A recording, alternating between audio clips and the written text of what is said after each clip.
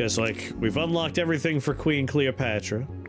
We've now unlocked everything for King Taizong of Tang, and I think he's my favorite so far. I like how much he kind of fundamentally changes the playstyle. King Xerxes is going to be an interesting one, though. Once you've accumulated 300 wine, all units gain 500% evasion chance. Sorry, 50. 50%. Just add an extra 0 on there, why not? Once the damage of a single class is increased to 60%, you receive 3 Blinding Light and 3 Immortality spells. Lose no troops for 10 waves. And the attack radius of all your troops is increased by 30. Lose no troops for 10 waves? How? How, though?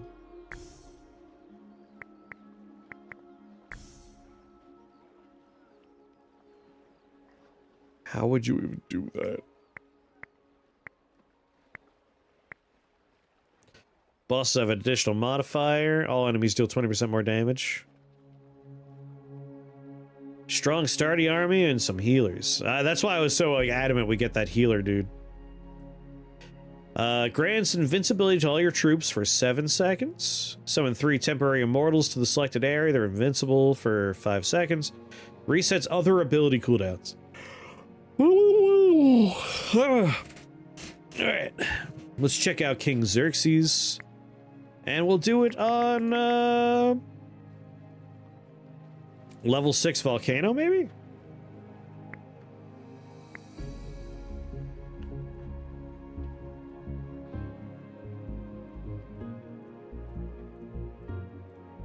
Really, we should do it on the graveyard. There's a better chance we'll hit something we haven't seen before here.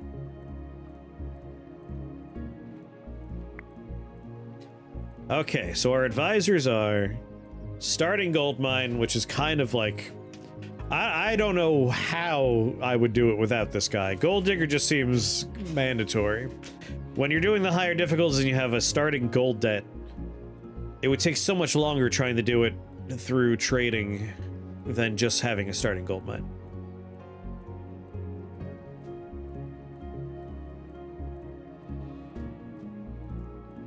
I really like Zeus, but he might be the one we drop here. Actually, you know what? Troops are 20% cheaper to produce and 20% faster. I think he's the guy I could drop.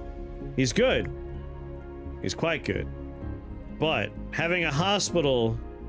Well, wait a minute. Our troops are glass cannons. Which is why having them heal between rounds will be important. You know what? I talked myself into it. Give me the healer. The doctor. Now let's check out King Xerxes. Given that it is 12:30, this is probably our final run of the night. Because these runs typically run for around an hour or longer. Sir Mortifax.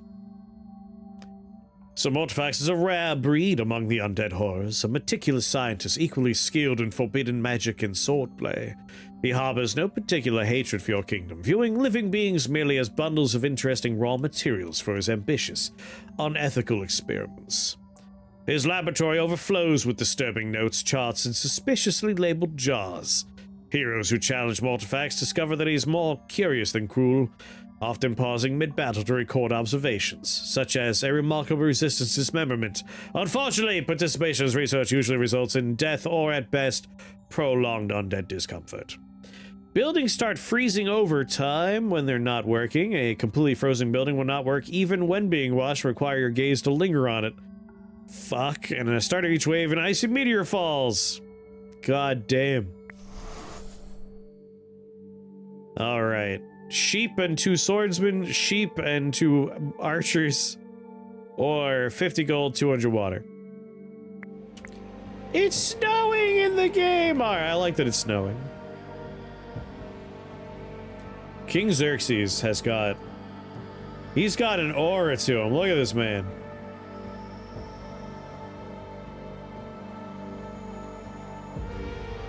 Alright, since we have starting water... And how's his gaze upgrade?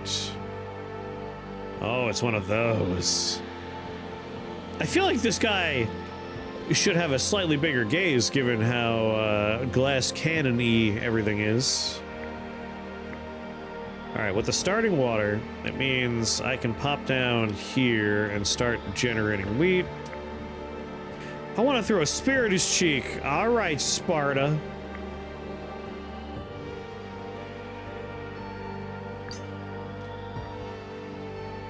We also need to get the other unit types out there.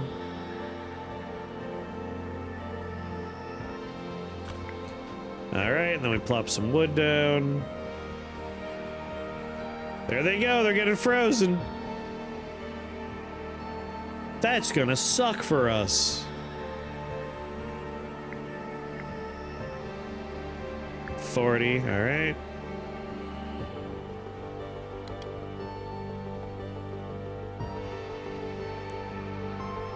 Get our peasantry. You know what?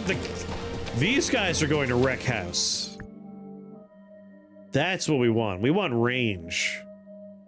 Range could just obliterate if we're careful about it. Archery. Clay mine. Money. Production. Resources. I love building upgrades. I haven't thrown a spear in a good while.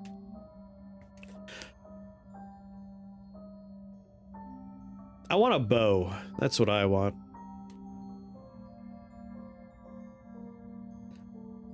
Like, in college I made a bow, which sucked. It was, like, interesting and fun.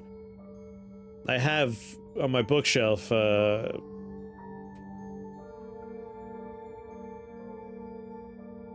I'm too lazy to move and find it. I have a book on making bows. And so, like, for a class project, I took a class. I really enjoyed my college for how weird it was. Like, I enjoy weird class concepts. It was basically a class on, like, the intersection of culture and crafts. And so, like, prosthetics was a big focus, how community can build around, like, crafts and history. Long story short, I basically, like, studied how to make a bow, went out and chopped down a tree, shaped the fucking tree, planed it down, made a bow, and then I went in and I wood burned a fucking short story onto the bow. And I nearly died doing this. I don't know what I was thinking when I'm like, yeah, that seems like an easy project. Like, fuck me. That was so much work. And like when I first started, they're like, do you want to learn how to use like some of the more elaborate machinery in the wood shop or in the fabrication lab?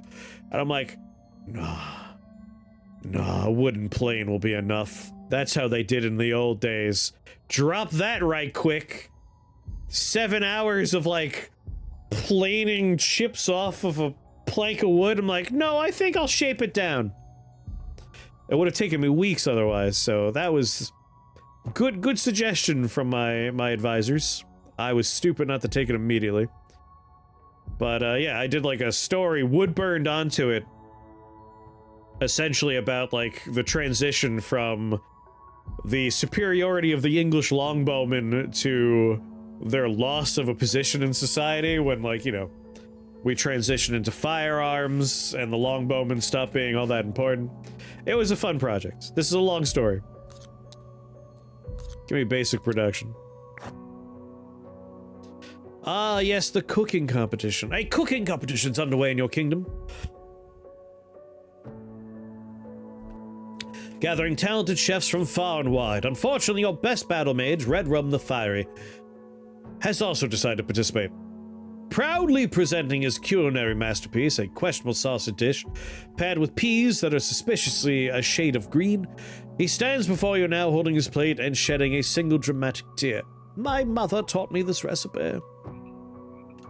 Red Rum declares emotionally, and my honor demands your honest opinion. Your cult falls into uneasy silence, rejecting the dish. Risk stoking Red Room's legendary wrath, but eating it may pose serious threats to your digestive system.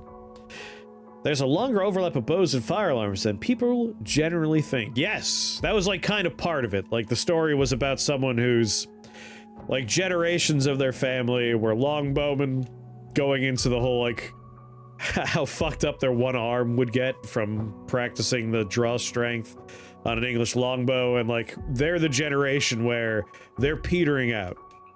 Like, it's no longer a thing. They're no longer a respected member of society so much as, like, a relic of the past.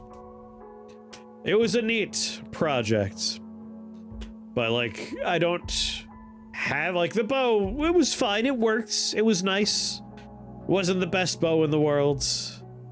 But, wood burning a story into it definitely doesn't do it any favors for, like, longevity.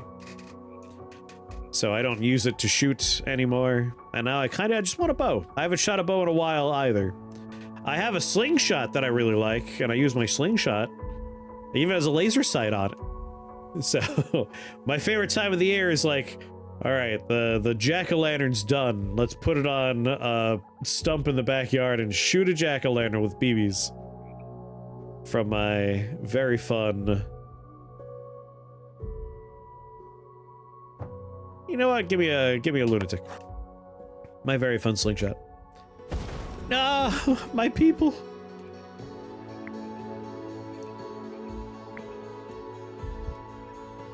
Slingshotting neighborhood kids definitely sounds like a perk. A perk. There's like one kid on this block, and they are super chill. I would never shoot that child. Also, I got, like, this is a slingshot that uses, like, small ball bearings, like little steel ball bearings. That's probably a proper crime if I were to shoot a kid with that.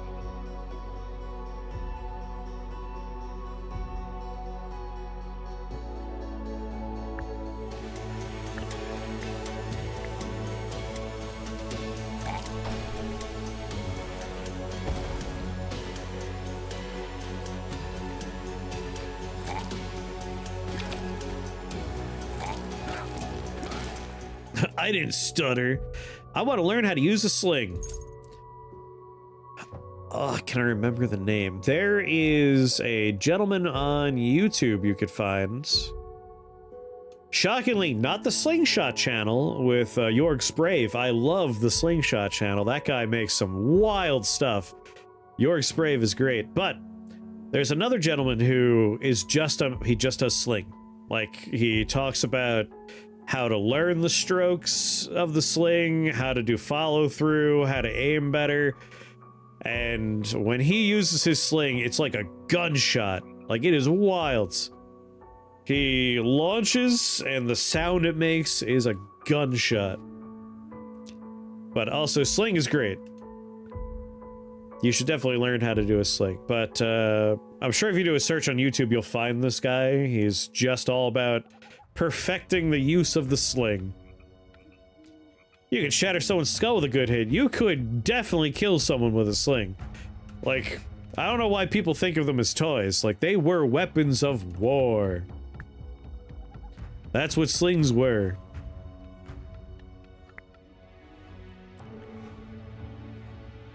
They are not toys.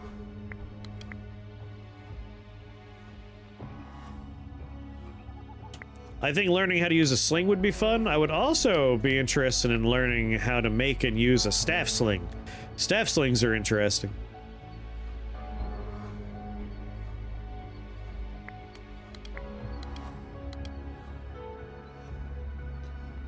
Just a sling at the end of a stick for extra range.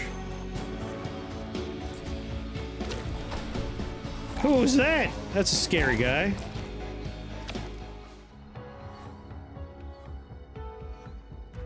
A lot more centrifugal force, oh yeah. They're still taking Roman sling bullets out of a ghoulish camp in Europe. Hell yeah. If I ever go back to my HEMA club, I'm gonna make a Mangol. Ooh, an iron mine, maybe? I chose archers, right? Archers are... wheat and gold, so... I'm still in my gold debts. We'll take another wheat field. Make more peasants.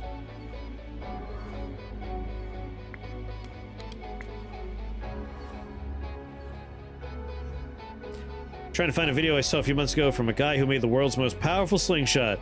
Was it not York's Brave on the Slingshot channel? I always, if someone says something about a slingshot, I'm like, that was probably York.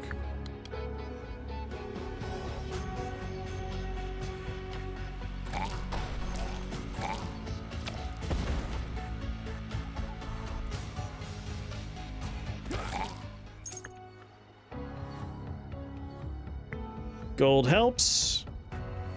All right. Obviously, other people can make slingshots, but York's Brave is he's the goat.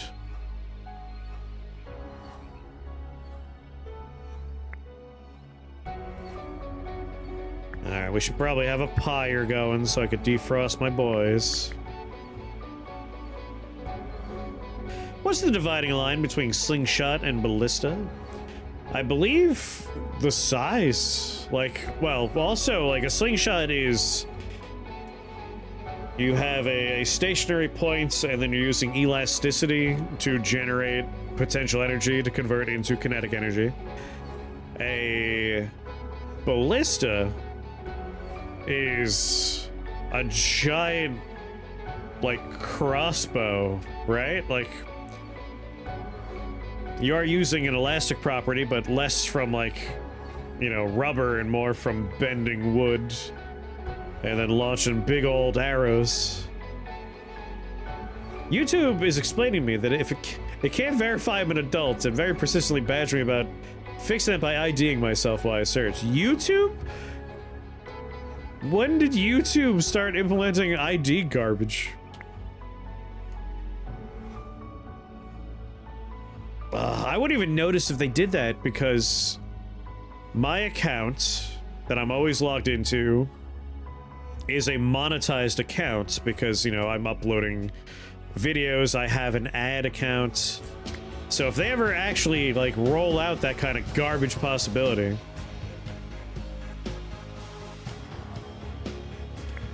I wouldn't even notice. A giant crossbow is called a scorpion. Yes, but I thought ballista were also bolt launchers, aren't they? I'm sure a ballista can also launch rocks. Not even gonna bother thawing them out. Like, you have ballista, which I think can launch rocks. At least the, like, public imagination, bolts are the standard. Like, even Dwarf Fortress, you craft ballista bolts. A scorpion is a large crossbow. You have a catapult, which is launching through, you know, bending and then having a stopper. And then there's the best of all, which is, the trebuchet. God, I love trebuchets. My nephew was, like, tried to get into soccer in the middle school, and soccer's incredibly popular, so that filled up. And he didn't know what he was gonna do, and I talked him into, like, Science Olympiads, dude. You gotta do Science Olympiads. You get to build a trebuchet and take it to a competition and just, like, launch rocks. And of course, that doesn't happen anymore. So, I felt bad. They dissected a frog, and I'm like, what? The Science Olympiads is supposed to be like a competition. What, are you trying to dissect frogs faster? Build a trebuchet for Science Olympiads. Hell yeah, me too. I love the Science Olympiads. What we all seem to be missing is the fact that all these are just inferior to trebuchets. Trebuchets are incredible. Like, old trebuchets, insane. Like, everyone knows about the Warwolf, the largest trebuchet of all time. That thing was bonkers. But you should look up, like, videos of modern trebuchets that people build for fun. Those things are fucking wild. I saw a trebuchet that had like a series of counterweights that dropped in sequence, and like it rotated like 2.5 times before launching the payload. Whatever it shot in space, like it's gone. It disappeared from sight like instantly on launch. Modern trebuchets are nuts.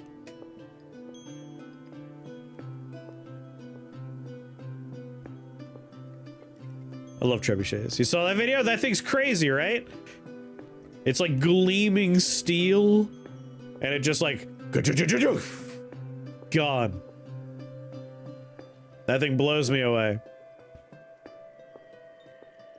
I think I just want range. Like, crossbowmen are going to wreck house, and then if we can get worm riders, they're safe underground to finish off the back line. I think that's how we want to play, since we're glass cannon. Honestly, crossbowmen would be even better. Also, a 10% chance that your units will just not take damage would be really nice.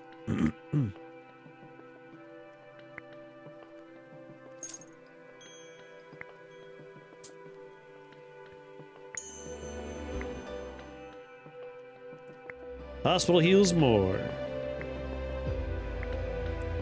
My fare was the Turkish bombards for giant insane war machine, but a trebuchet is a solid second.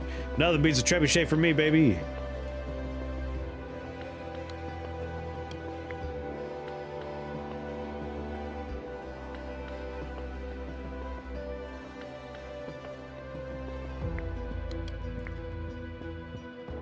In middle school, the Science Olympiads was with Dr. Leventhal. I don't remember who ran the Science Olympiads in the high school. But the high school was obviously the more exciting experience, because that's where the trebuchet was put together. Middle school, I remember the egg drop was the big one.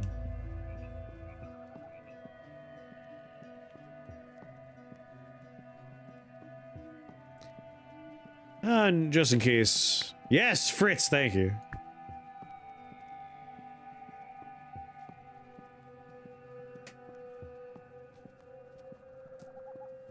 I don't think I had a class with Fritz, which is why I don't remember him very well. Whereas Dr. Leventhal I had a class with in middle school. So he doubled up. Weirdly, I remember Mr. Ioka a lot.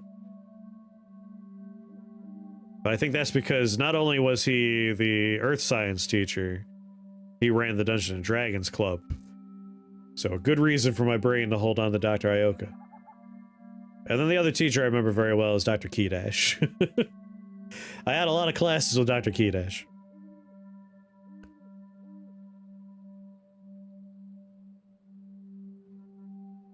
Me and Gomper did in fact overlap for a lot of our childhoods. Trying to think who else pops in the chat that I could say, like, also they did. Obviously Jimmy, Ad Astra in chat. Went to school with him as well. And then other folks I didn't go to early school, I went to college with. So True Axiom in chat, I went to college with. As well as, Kotai when they show up in chat, I went to college with them. And 421 as well. Mike Shake. Yeah, do it. With a name like that, no wonder they did good work. Always respect someone with the name Shake in their name.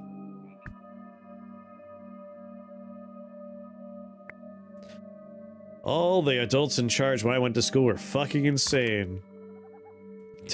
Tell me more. 2 wine when we kill an enemy seems good.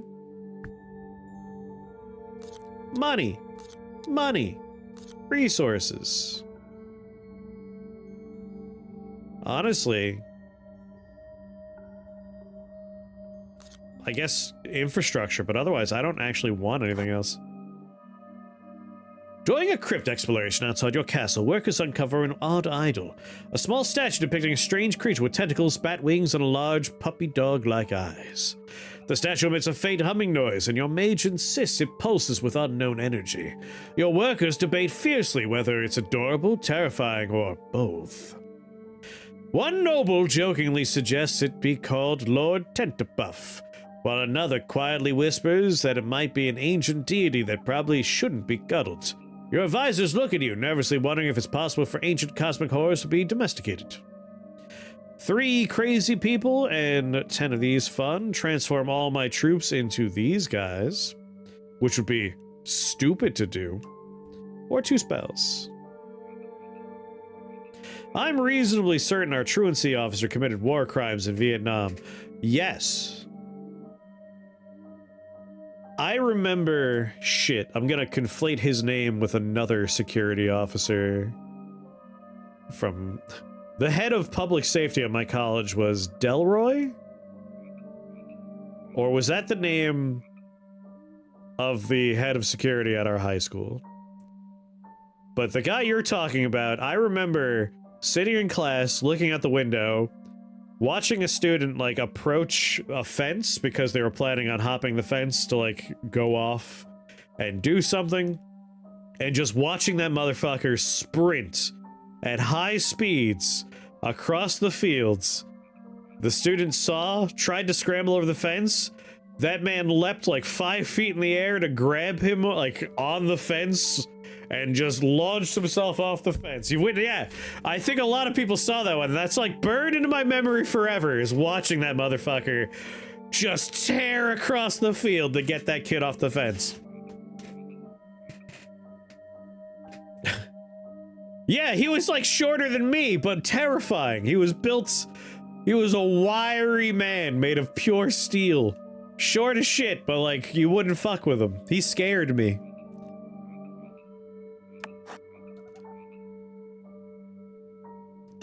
There were a few teachers at our school that had, like, weird Vietnam stories. Mr. Chamberlain would talk about his time in Vietnam. He insisted it wasn't him, but he did say he saw somebody that had, like, human ears as a necklace. He's like, yeah, other people would have fetish necklaces. I was just like, I don't like your stories anymore. Can we go back to the pervert lens theory of, like, literary analysis, please? And not talk about the horrors of Vietnam? The statue becomes a local attraction, drawing in extra visitors who bring gifts. However, your subjects begin acting strangely, often staring lovingly into the statue's eyes. Even the guards occasionally mutter about the comforting void. Pro football tackle is better for the students than ditching school. That man just took his job very seriously is all. Very seriously. Provides 1 wheat with every attack. That might be what I take.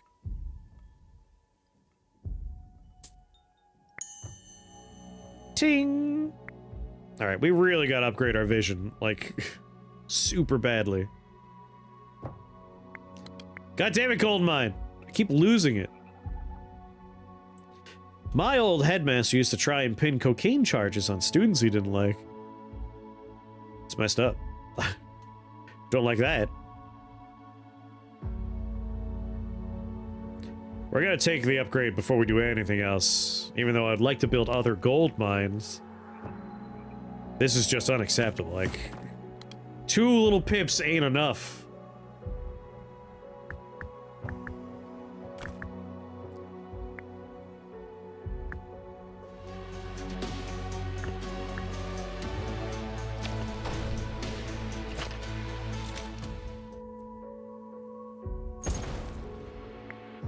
Game respects game. And a teacher was an ex-US Marine that decided he liked Canadian healthcare and stayed, and the one guy who dodged the Vietnam draft, they did not talk to each other. They could have been friends. This car often filled with some form of rotting meat.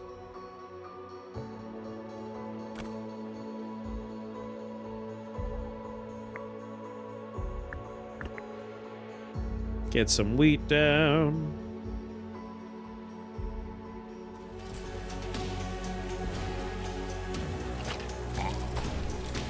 Man, if we could just get more musketeers, I think that's the solution. Those guys just kill before anyone can even see them.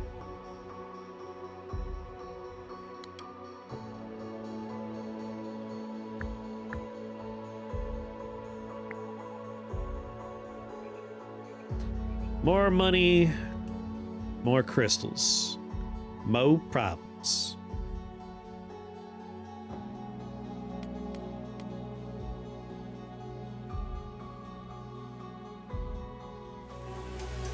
Alright, there's the crystals we need. Let's get the gold we need.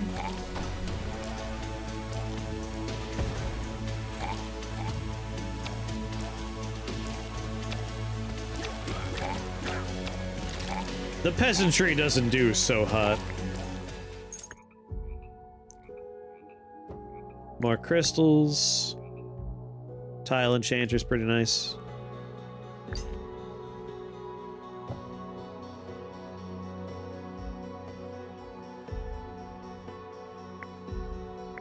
There we go. Let's go ahead and just try and, like, finish off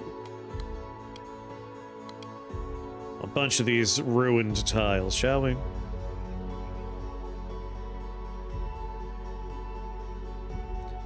Ooh, archers.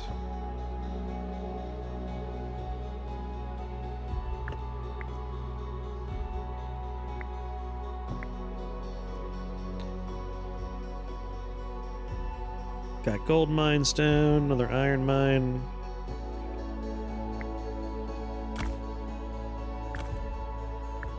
Make them.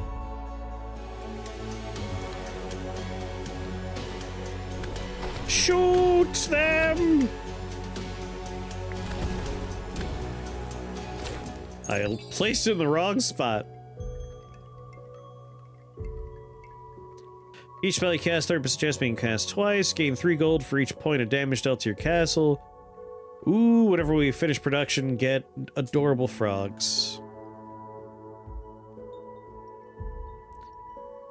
Tavern, Iron Mine, Assassin, Madhouse, Balloon Bomber.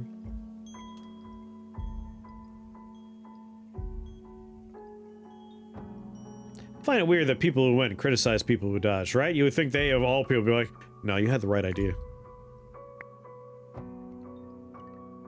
Right call.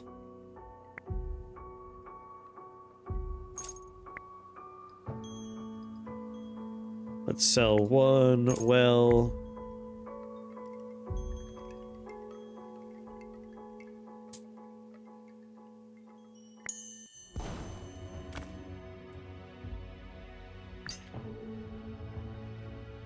Gonna run out of gold.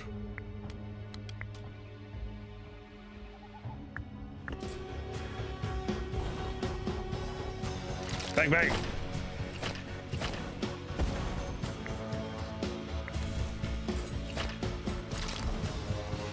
They just have an off-screen catapults?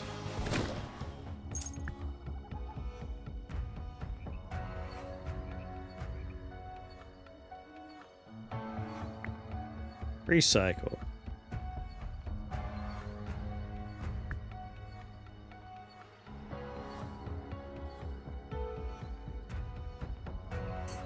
Crystal mine. Gold mine. Roots. When one of your troops dies, a random unit is becoming enraged, receiving boost to attack and movement speed. I think I'll take just Prospector's map so we have oil for later if we want it. Resources, resources.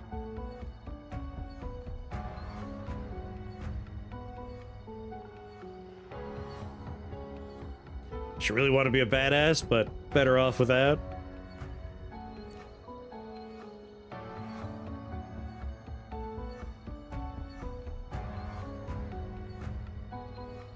It's definitely, especially after Vietnam.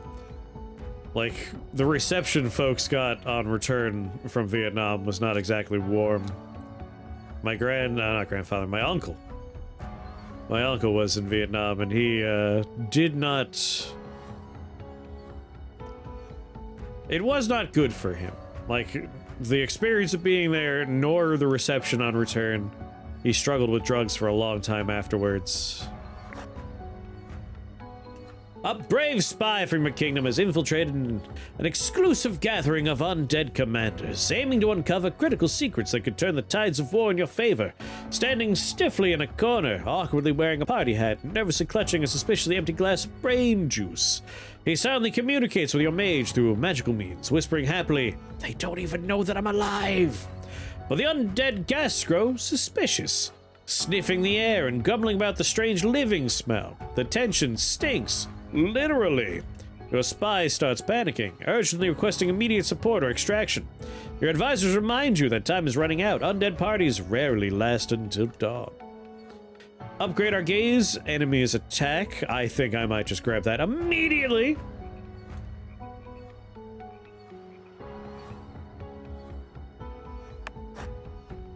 Chaos erupts at just the right moment, though perhaps a bit too perfectly. Your spy escapes while your elite knights battle the undead god, though they didn't achieve your initial goals. You managed to make the undead generals paranoid, convinced that living infiltrators lurk everywhere. The time they spend interrogating each other about who smells suspiciously fresh provides enough setbacks for the kingdom to benefit. Shankma, what's going on? Go on. We're trying to make the ultimate gaze. Perfect in every way. Double damage once every 5 attacks is probably worth 25.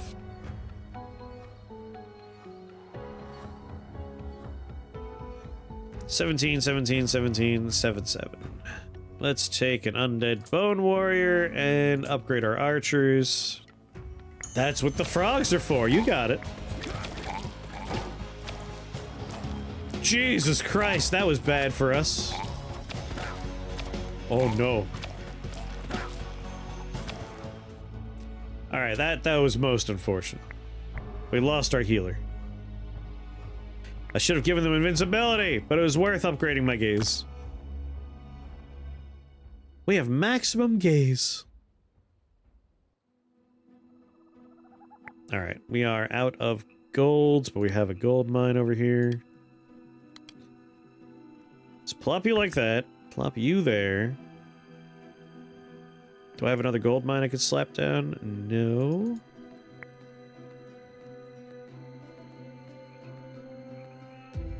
Got an iron mine, though. Oh, there's only 15 more gold in there? Alright, I need 80 gold in order to build. That is no good.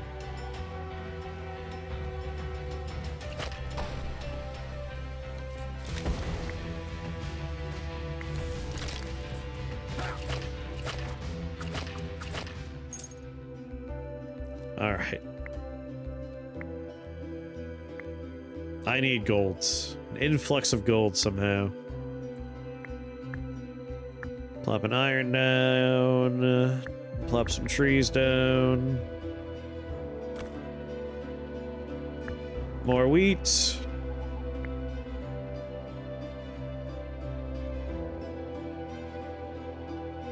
So we want our hospital built then. If we're not gonna have a healing mage, a hospital is the next best thing.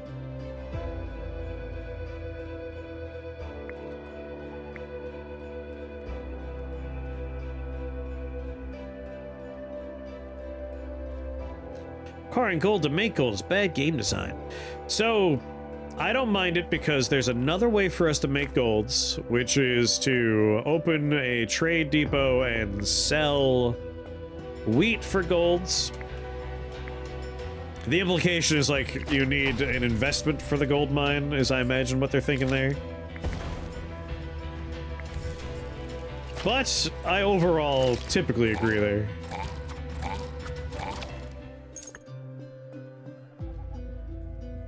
Yeah. There we go.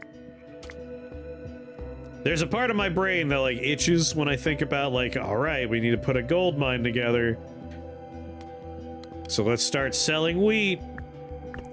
And so I typically don't build a trade depot very often, a market, but let's do it. Once we build a proper gold mine, we'll be fine. Oh, this is a big gold mine. It also requires metal bars, which I don't have. Damn it. poobies. Whatever. At the very least, I'll be able to make archers.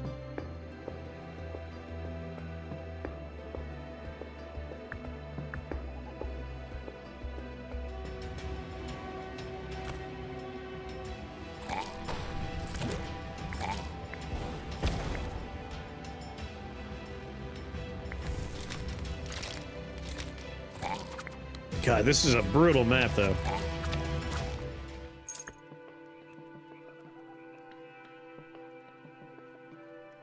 Minor gripe, yeah. It's one of those things where it's like, it's not how I would prefer it be done, but it doesn't bug me enough that I'm like, oh, this sucks.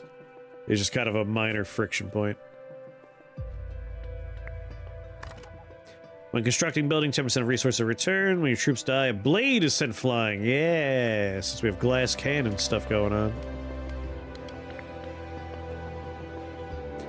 I just want to get these things cleared off. Also, really going hard on archers makes a lot of sense. I got a hard on for archers. What could I say? What could I say?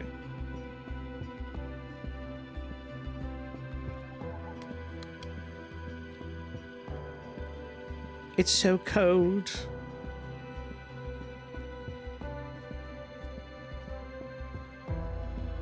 Get back to work. Rush back over here.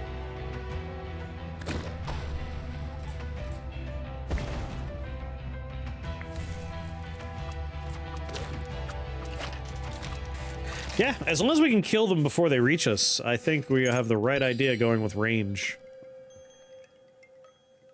Increases unit limit by 2. When your troops die, all building production speeds increased by 5%. Damn it. We've maxed out our gaze. I can't get Moon Talisman. This would have been so nice.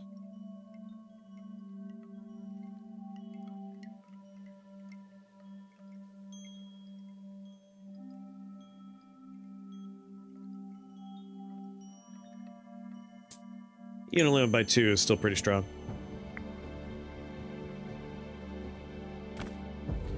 Pretty strong.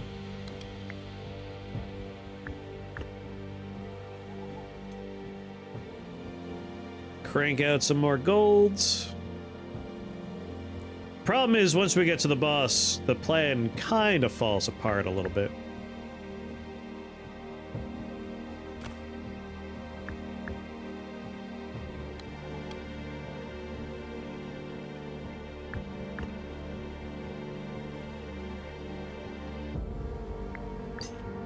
Get to work.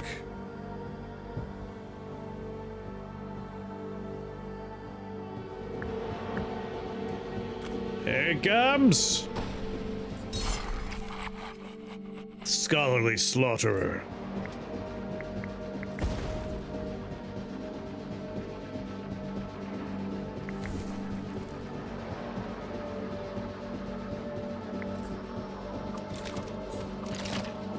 That stun was real good.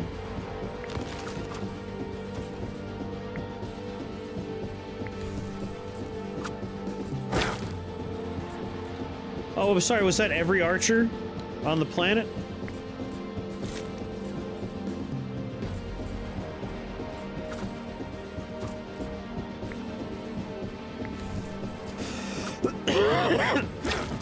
No, my musketeers! Oh, God.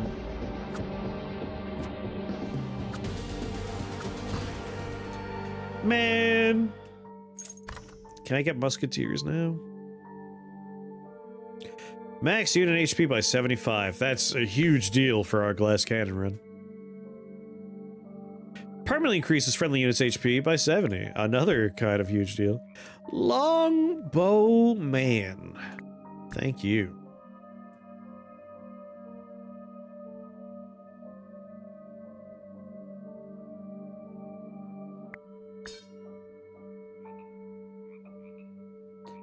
Alright, worth re-rolling because we... Come on! No range? The only type of unit I'm working with right now? Veteran barracks, veteran barracks. I really just want to try and find Troop training. Infrastructure. Strange lights and spectral aromas have been emanating from your royal graveyard. Upon investigating, your guards discover an unusual sight, a ghostly chef diligently chopping phantom vegetables, guided by a small ghostly rodent perched beside him. Whispered rumors suggest the spectral duo is attempting to perfect a legendary recipe left unfinished in life. Ratatouille a la grave. But they lack the ingredients required to complete the task and are thus bound to eternal shift in the ghostly kitchen. Your court mage, equally amused and confused, notes, technically they're trespassing, but the soup does smell deliciously otherworldly. Your advisors glance at you uncertainly, trying not to drool. Poison puddle, 3 of them. Establish production, receive resources of 30 monies, or 50% chance for artifact, 50% chance of a bunch of meat.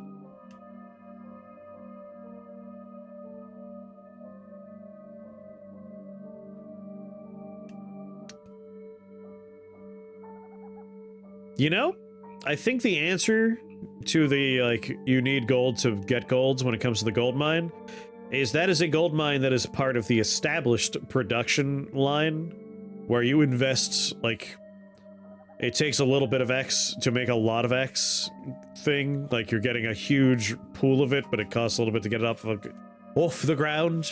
That's why. My brain just clicked with the word established production. I want to help the ghost finish the dish, but rewards-wise, I think I'm more interested in getting currency and production. Now we're producing X. Who's gonna give it to you? We'll summon an exorcist. Ephemeris! Thank you very much for that resubscription. How you doing, Ephemeris? You swiftly restore order. The graveyard is quiet again, if smelling somewhat bland. But you soon learn that your exorcist secretly recorded the chef's recipes before banishing them, opening an inn near the church that has quickly gained popularity. After a long dispute with your clerics, you manage to seize the inn and set your royal cook to work on the recipes. Now you can both enjoy the spectral dishes and some additional gold in your treasury.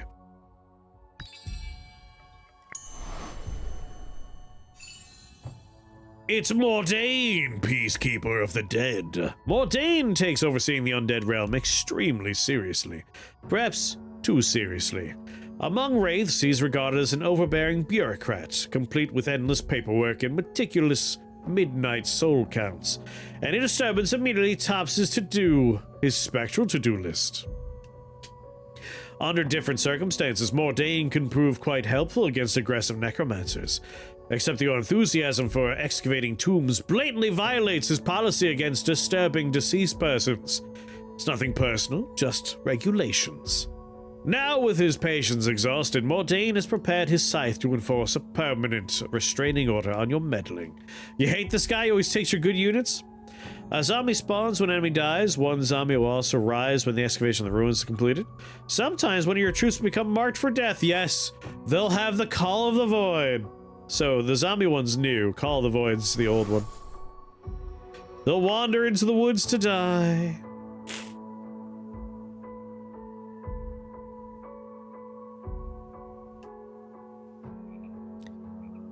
Think of big old wheat fields. Alright, we can summon temporary immortals.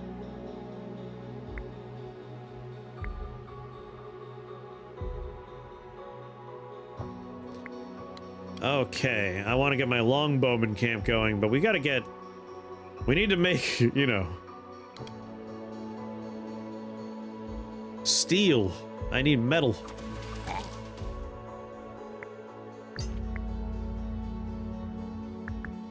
Just gonna plop this here for a moment.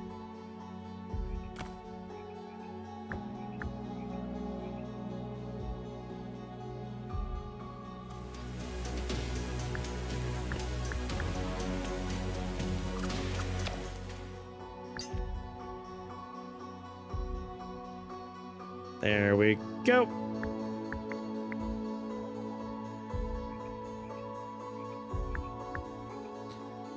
Generate water, sell that, sell that. Right, wood. Need wood. Lots of wood. Well, call the void, got him. Bye.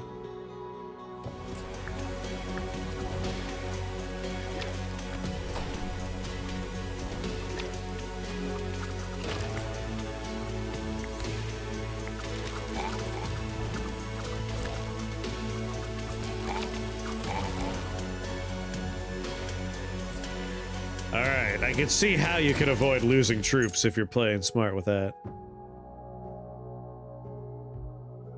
Tile enchanter, I think? Yeah. Just get rid of that problem right there. And now I no longer need this building.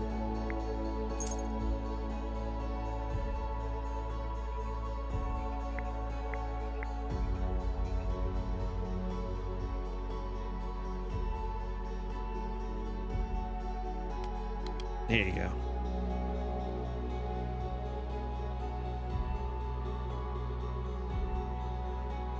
Ding. Might as well finish this, that way the whole map's cleared.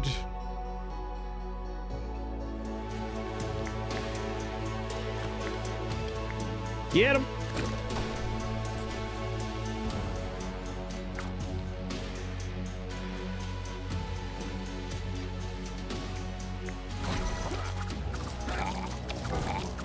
Make them very healthy. Not so much the peasants. I don't really care about the peasants. Musketeers, yes. Ranged.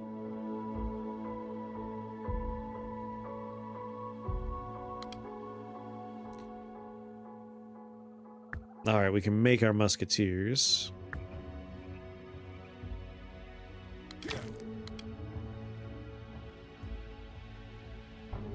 That is awesome for us. Those guys could just shoot across the map. They are exactly what we want.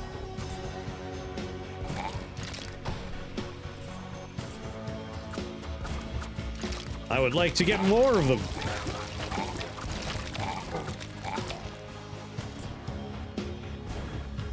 You guys are the worst.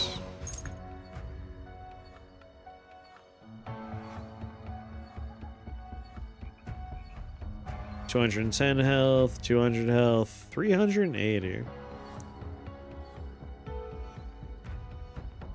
Recycle.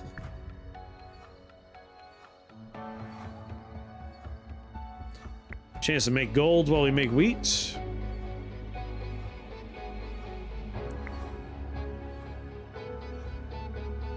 Do. None. Make those trees. A hospital would be quite nice. Hospital. So when combat's active, I think we want this going on.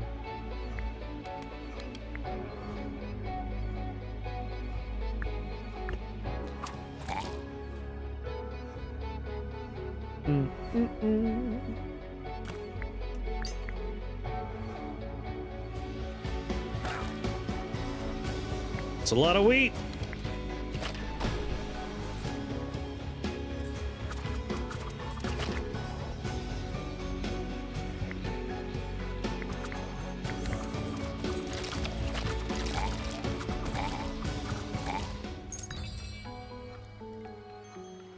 Max castle health by 30. I mean, it's on sale. It'd be foolish not to buy it. Troops are 40% cheaper for my musketeers. That's not bad. Wheat, sheep barn.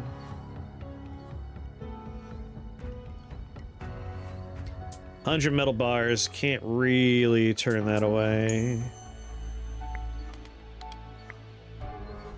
That means I could build my giant gold mine. And then I'll be able to make my longbowman camp. Then we'll be in business.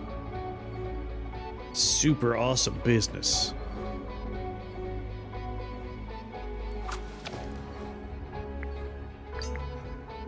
Hi, witch. Hi, witch. Hi, witch. They made a goo monster who runs away.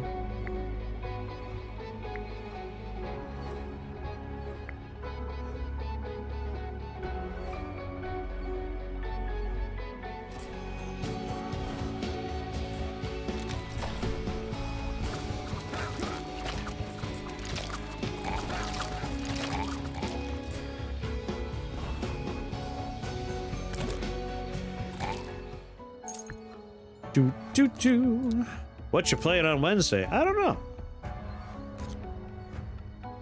I haven't thought that far ahead yet. I might just go triple troop training here.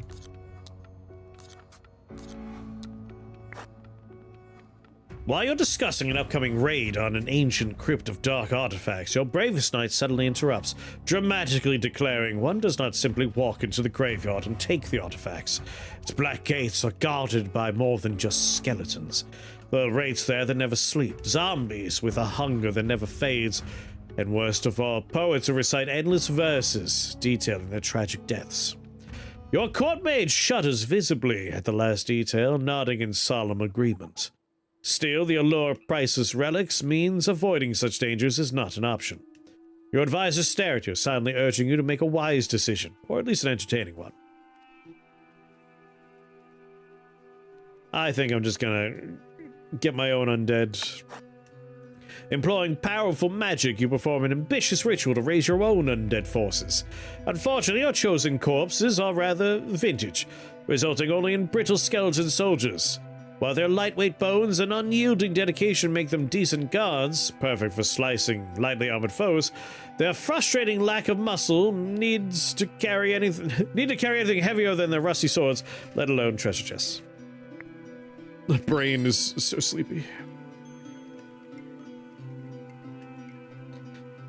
Oh, for 20 I get 5.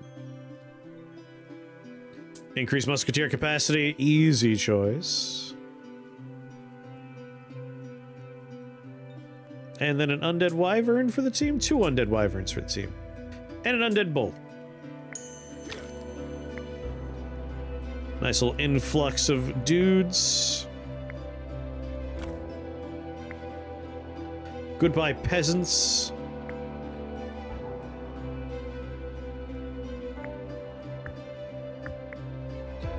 Plop a longbowman camp down. Alright, each longbowman requires 30 golds. So I need 90 golds. And I just need wheat and metal for my other friends. Let's get some metal production going.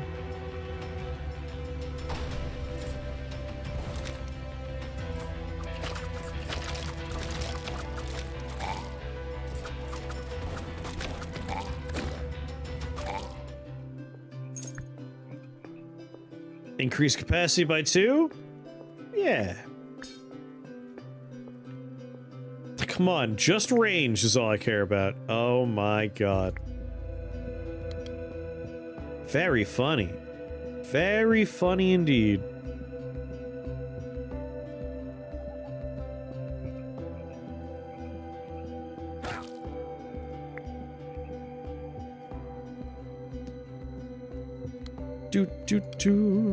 Ba-da.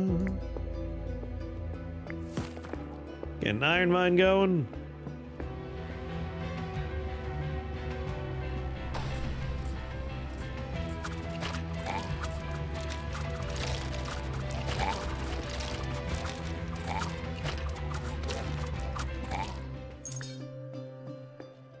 Ranged.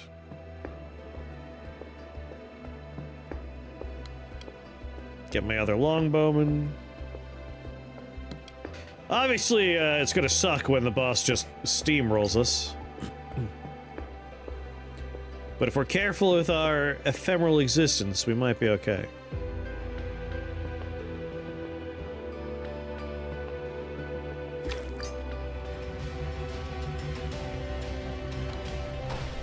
God damn it, a longbowman got the Call of the Void? They're so expensive!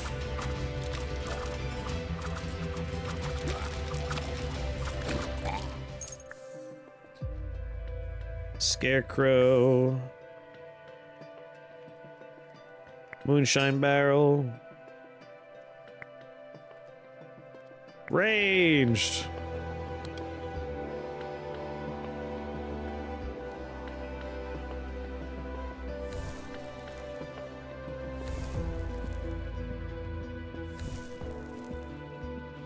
Get rid of all those.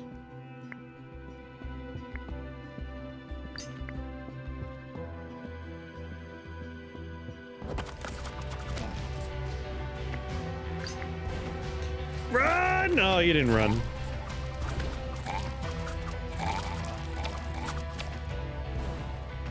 Take the shot.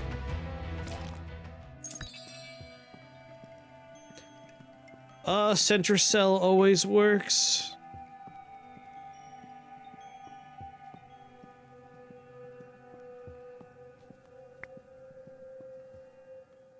So this one would always produce. How would I change? Have a good night, Gomper. Honestly, this doesn't really change much for me. I think I'll just take clay treasure and start producing clay. Lose no troops for 10 waves, and the attack rate of all your troops increased by 30. That's nice. Oh, you know, that would have been a good one for the hospital, Sneed. You're not wrong. The thing is, my units have such little health because of the whole glass cannon thing that I haven't needed to heal anybody. They're just dead.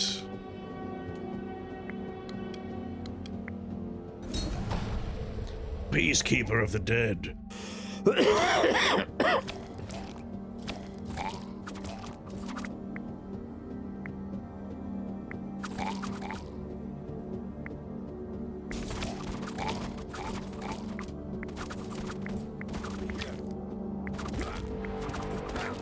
Alright, well, their immortals are gone.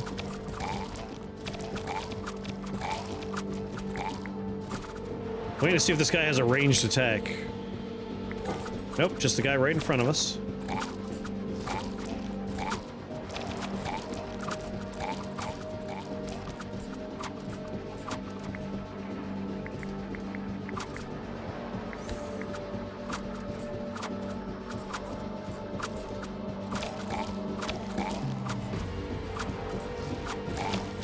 Perfectly timed. Oh my god. Crushed him. Every metal produced increases player unit damage by 0.05. At the start of every wave, 2 Goose Riders. Boost health.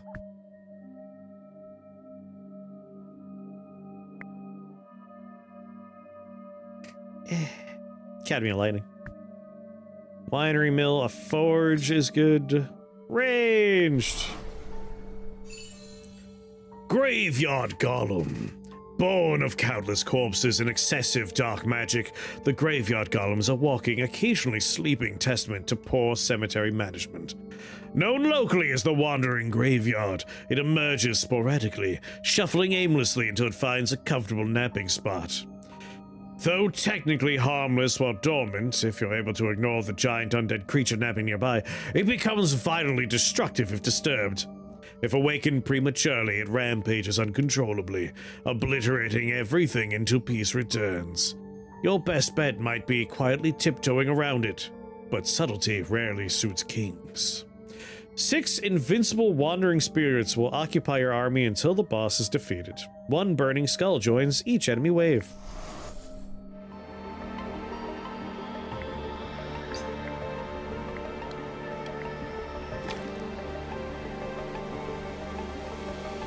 Ba, ba, ba, ba, ba, ba, ba, ba, ba.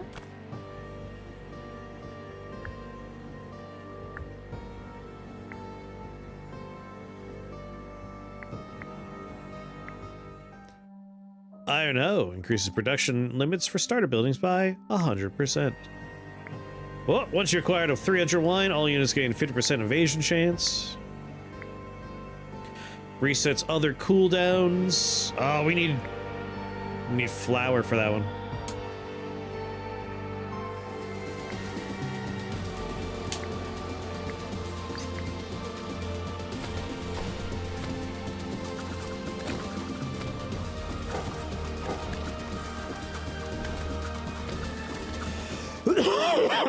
I like what we have going on right now.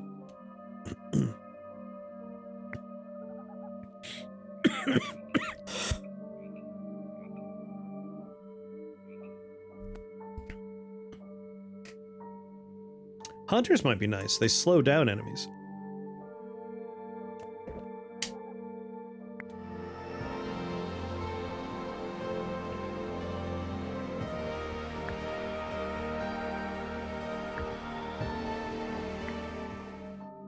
Wheatfield, crystal mine. Get some trees.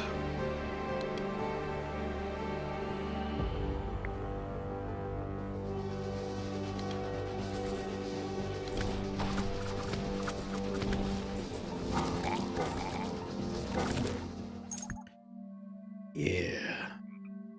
Gold mine?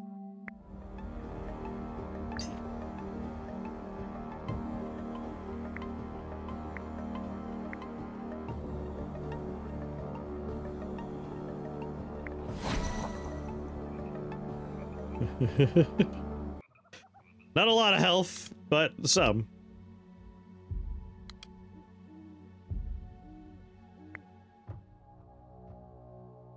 Wheat fields.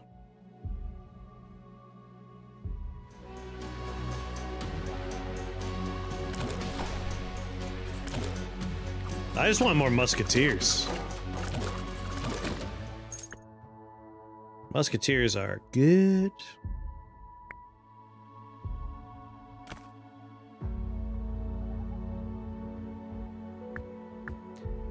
I guess metal bars are something I should focus on making. We have iron being produced, quite a good amount of it. I'm just waiting for this to give me, what is it I want from this, actually? I guess I'm fine. Take a tree, I suppose.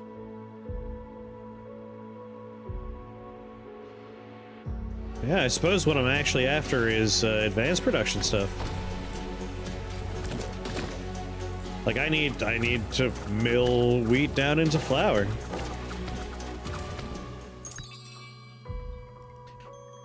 Hey, all right.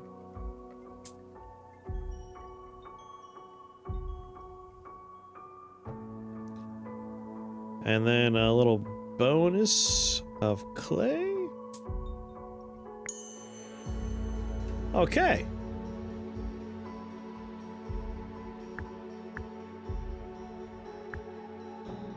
Boop. Wheat fields. All right, and with that,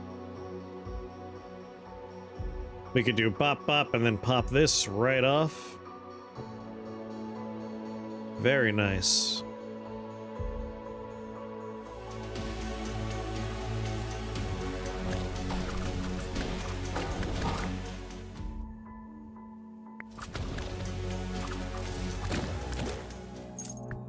We'll have gold and wine for days.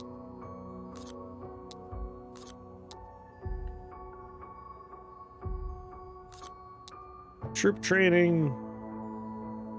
Oh, a legendary spell? Yes, please. An oddly dressed traveler burst into your throne room, brandishing a strange metallic weapon and shouting wildly. All right, you primitive screwheads, listen up. This is my boomstick! Your guards step back cautiously as the traveler dramatically waves the mysterious device, claiming to be a magical relic capable of destroying the undead, dragons, and obnoxious door-to-door bards alike. Your mage peers skeptically at the contraption, mumbling, Looks like alchemy got horribly wrong, or horribly right. The traveler insists you should acquire it to ensure the kingdom's security, and possibly to spice up royal hunting parties. 2 troop trainings, 2 building upgrades, get a Tesla tower and 80 metal bars.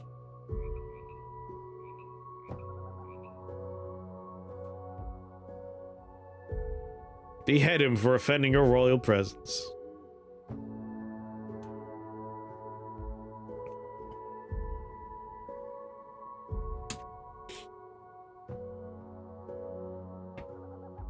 I want those metal bars. You cleverly distract the strange guest with abundant wine and charming servant girls, continuously refilling his glass until he's suitably intoxicated and ready to divulge his secrets.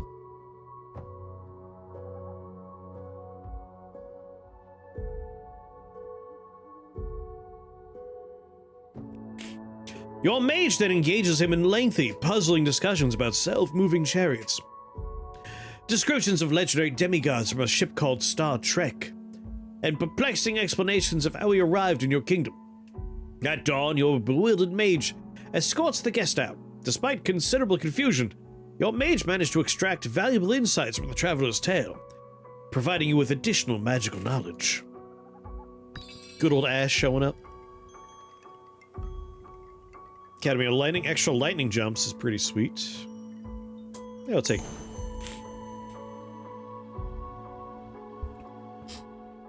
Alright, how much flour do we now have? 90? Takes 10 to use that ability. Let's move that up here for now. Set this up. Another iron mine. Oh, I can put a forge down, actually. Crystal mine. Oh!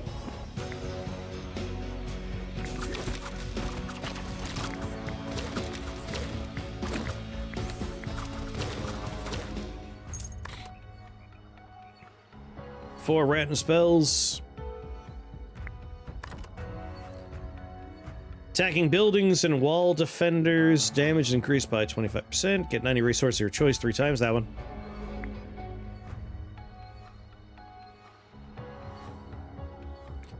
Crystal. Metal. Flower. Excellent.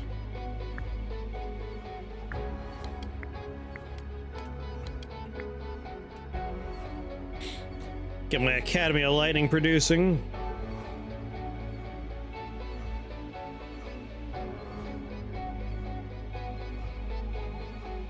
And 3 wizards.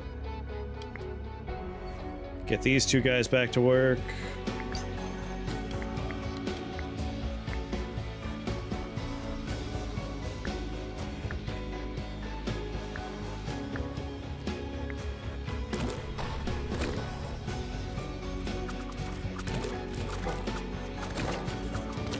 Lay them to waste.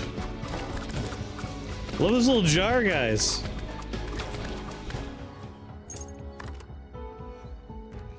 Spell damage by 0.1% per enemy killed. Gain 3 wood when you create a wound. Wound it. I'll take a sacrificial vessel.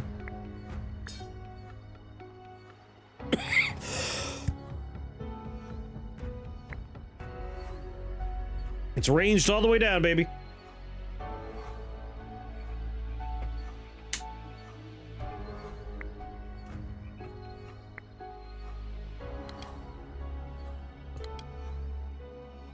Ba, ba, ba.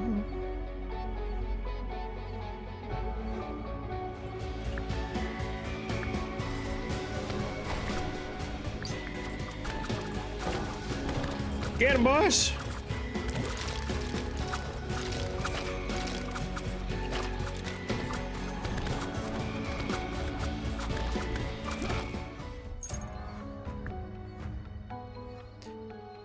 Legendary spells.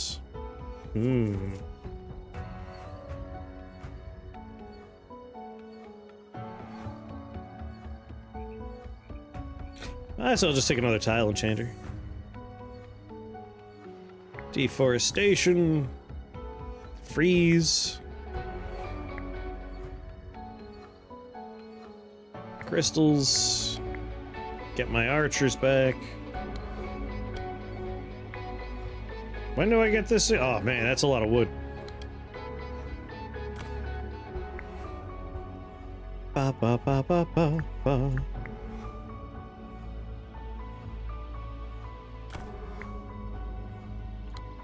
I slide this forward, I got wood. Put you there. And we'll put you there. And then we just gotta fill things in. That way we get our little building upgrade right away. Tesla Tower uses crystals. We need steel to get it up and online.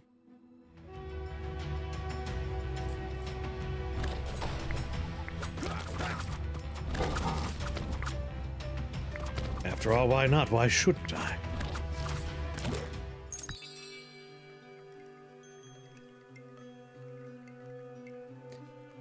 Receive 5 fireworks. Just give me a bunch of steel. And then let me upgrade my longbowman.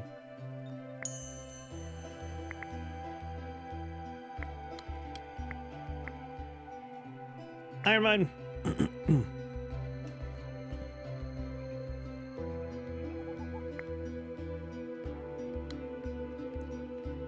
Okay.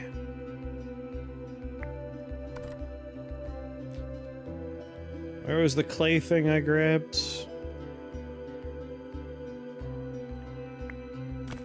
I'm halfway there.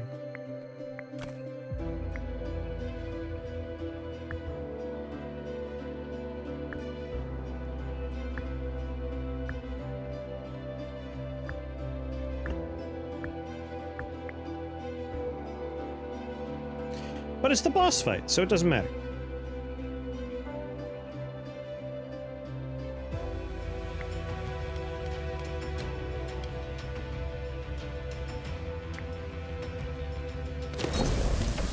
Graveyard column.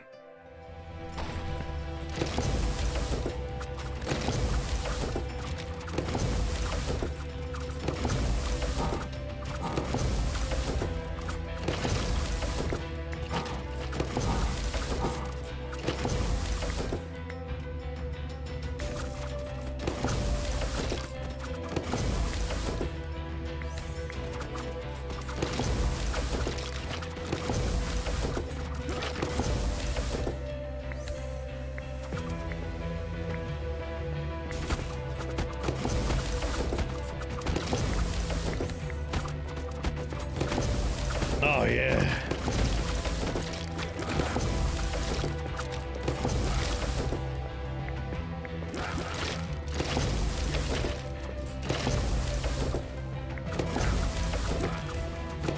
They're dropping like flies. Doesn't matter because he's dead. Woo! I gotta say, Xerxes, when I read his description, I was like, oh, this is gonna be the hard one, isn't it? He's the easy one. My goodness. Like, it was pretty quick to realize, okay, if we do ranged, we kill anyone before they come even remotely close. Large windows of invincibility. We could generate strong units with invincibility. We could reset all cooldowns. Like, woof. No, that's... I had 1,000 spells, didn't even use them. Xerxes is busted good.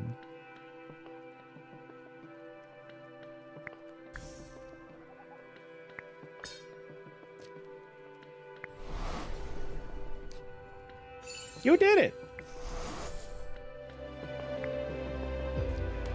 He cleaned house. He cared not for the other enemies.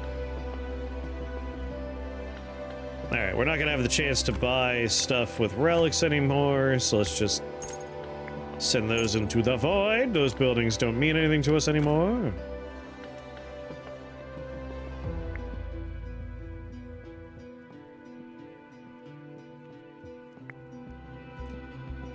Ba, boo, ba, boo, ba, boo, ba, ba, ba.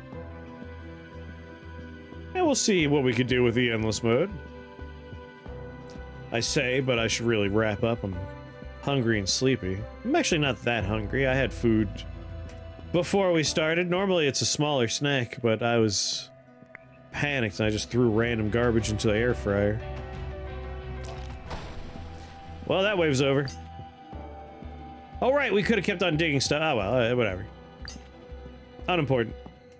Those guys are gone forever now. They'll never exist again. This is just an excuse to see what kind of legendary relic we get when we finish digging up clay.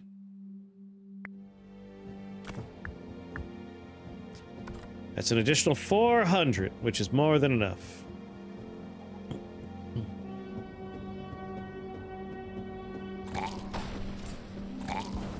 Might actually just be, like, just enough, actually. No, we're good. Yeah, we're fine. Crystal mine. Here it comes. Ding.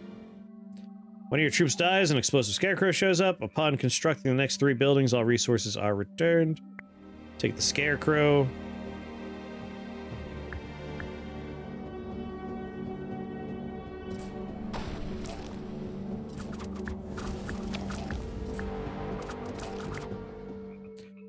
Crystal mine. Power overwhelming.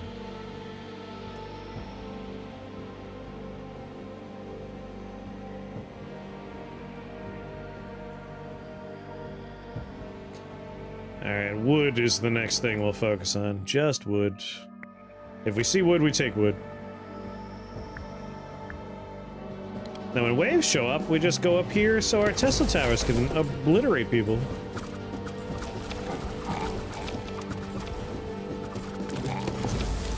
Pathetic. Try harder.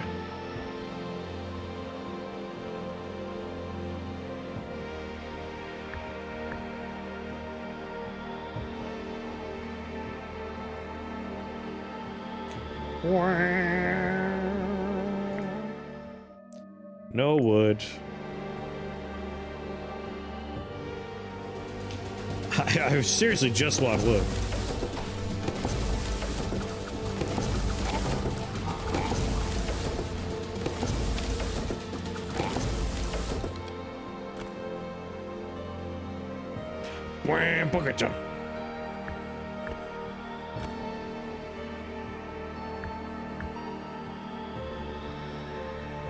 Look at how fast he's swinging. Tree. What? Did the dude I screen print for just text me at fucking 2 a.m.? Is he dead? What is going on? That is wild. What is he doing awake?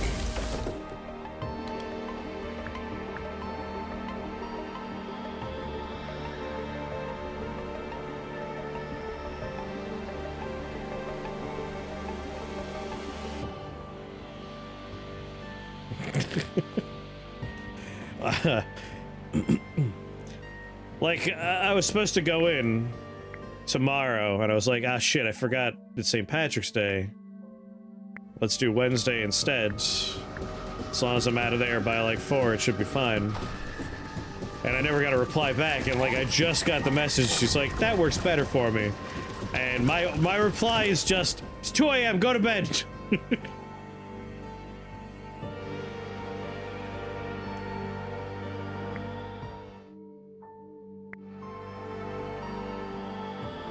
I fear we're too powerful.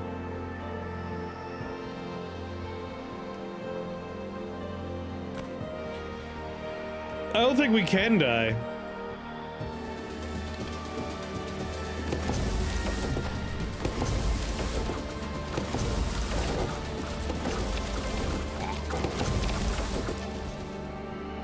Alright, how far do you think we'll make it, Nara?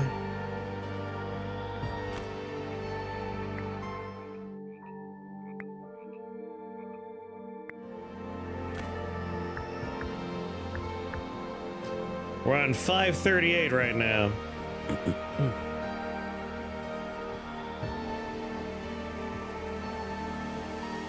Oh, it'll get me eventually. But the question is, how far can we go?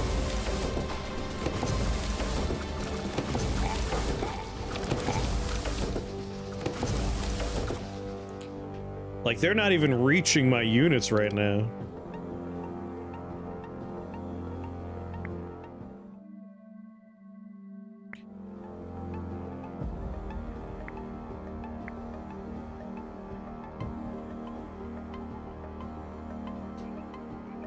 I've actually maxed out unit capacity and my gaze.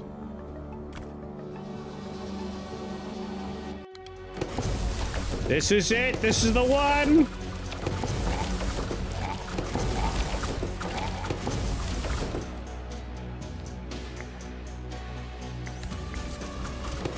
Never mind, haha.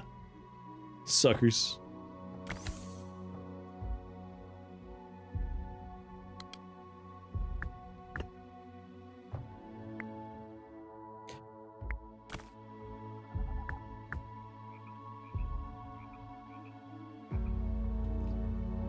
Everyone's so strong.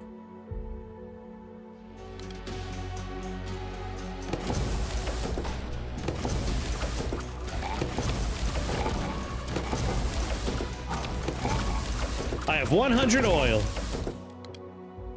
But I'm also not using oil at all.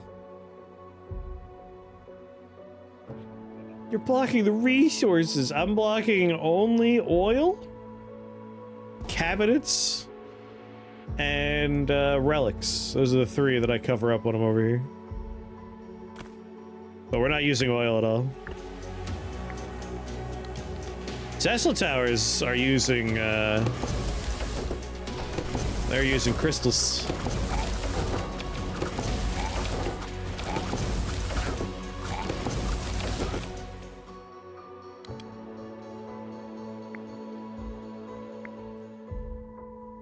Tree.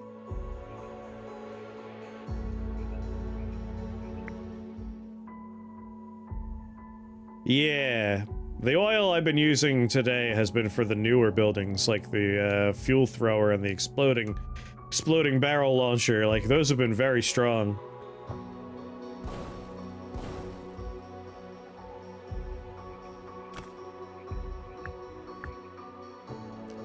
Very strong.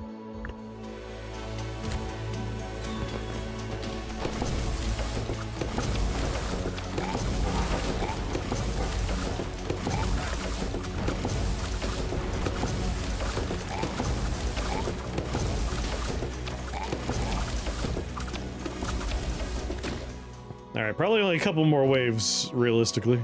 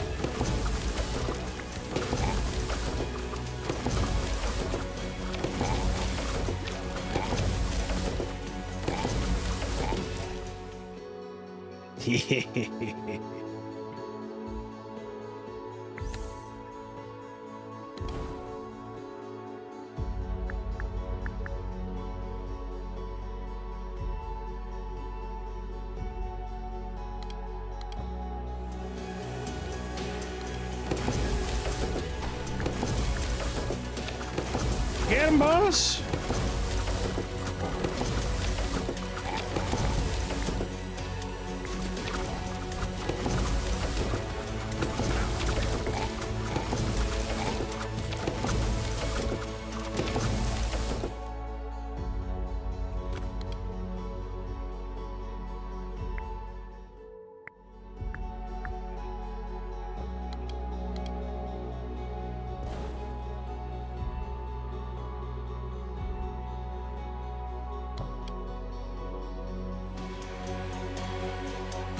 Alright, everything's on cooldown. I'm out of spells. We're at 629. They've reached my units.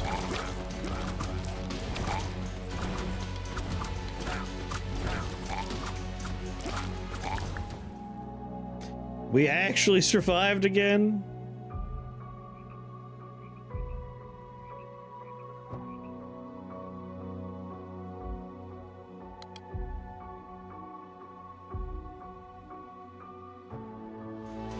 Not sure how.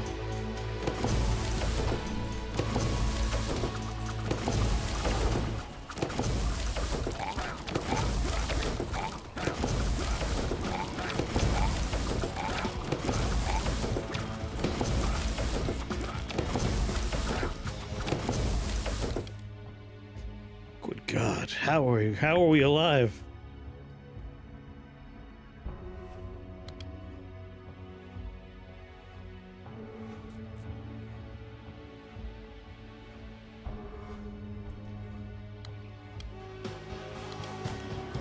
Can we make it to 700?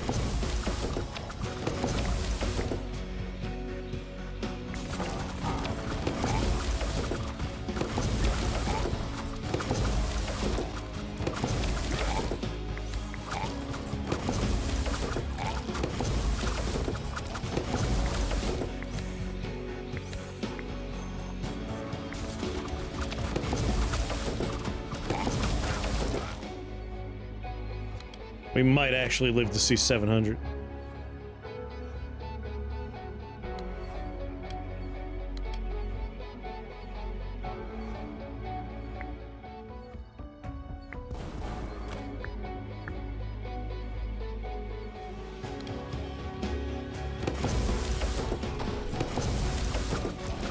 Six, 5.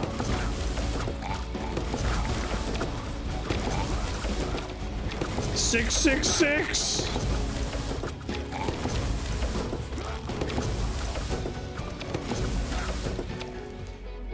Oh my God.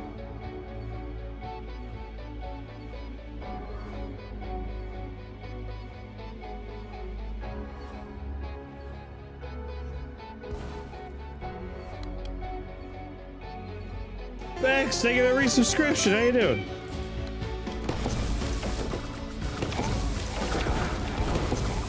Alright, we've hit our wheat bottleneck.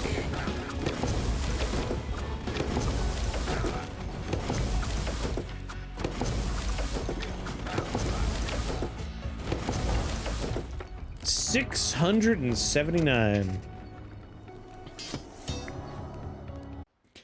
Pretty sure that's my new record right there. That was fire. Alright, I'll worry about upgrades next time. I gotta go. It's 2 a.m.